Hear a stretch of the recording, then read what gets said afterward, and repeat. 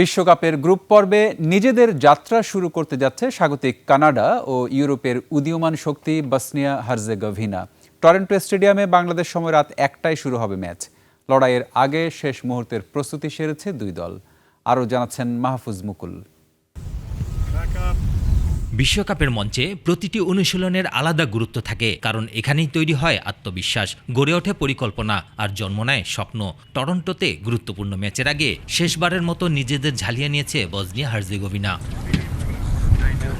Passing, movement আর বলের নিয়ন্ত্রণ, অনুশীলনের প্রতিটি অংশে ছিল বাড়তি মনোযোগ। সাইডলাইনে দাঁড়িয়ে সবকিছু নিবিড়ভাবে পর্যবেক্ষণ করেছেন প্রধান কোচ সের্গেই বারবারেজ। অভিজ্ঞ স্ট্রাইকার এডিন জেকোর নেতৃত্বে তরুণ ও অভিজ্ঞদের মিশেলে গড়া দলটি এবার বিশ্বমঞ্চে নিজেদের সামর্থ্যের প্রমাণ দিতে প্রস্তুত।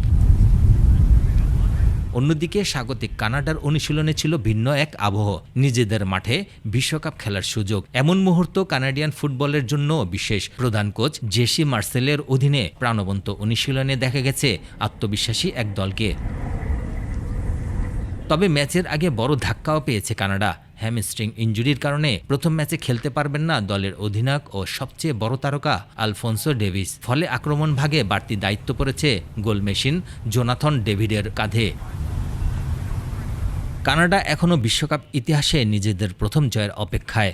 অন্যদিকে বসনিয়াও কখনো বিশ্বকাপের নকআউট পর্বে উঠতে পারেনি। ফলে এই ম্যাচ শুধু 3 পয়েন্টের লড়াই নয়, এটি দুই দলের জন্যই ইতিহাস বদলে দেওয়ার সুযোগ। মাহফুজ মুকুল, 21 টেলিভিশন।